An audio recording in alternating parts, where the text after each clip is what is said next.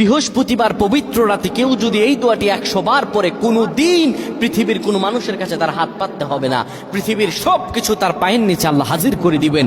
দারিদ্রতা থেকে মুক্তি দান করবেন, বিপদ আপদ থেকে মুক্তি দান করবেন, তার সম্মানকে সুউচ্চতা দান করবেন, অসুস্থতা থেকে দূরে রাখবেন।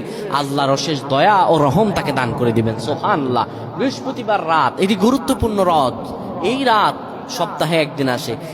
আরবিতে রাত আগে আসে, দিন পরে আসে। সুতরাং বৃহস্পতিবারের যে দিন গিয়ে রাত, এটি বৃহস্পতিবার রাত নয়, এটি শুক্রবারের রাত, এটি জুমাবারের রাত, এটি দোয়া কবুলের রাত, আল্লাহর কাছাকাছি হওয়ার রাত। সুবহানাল্লাহ। এই বৃহস্পতিবার রাত আল্লাহ তাআলা বান্দার দোয়া কবুল করেন। কেউ যদি বৃহস্পতিবার রাতে ঈশা নামাজের পরে পবিত্র হয়ে ইয়া হাইয়ু ইয়া হাইয়ু ইয়া হাইয়ু ইয়া রফিয়ু ইয়া রফিয়ু ইয়া রফিয়ু এই দোয়াগুলো পড়তে পারে 100 বার, আল্লাহ রব্বুল আলামিন তার মর্যাদা বৃদ্ধি করে দিবেন।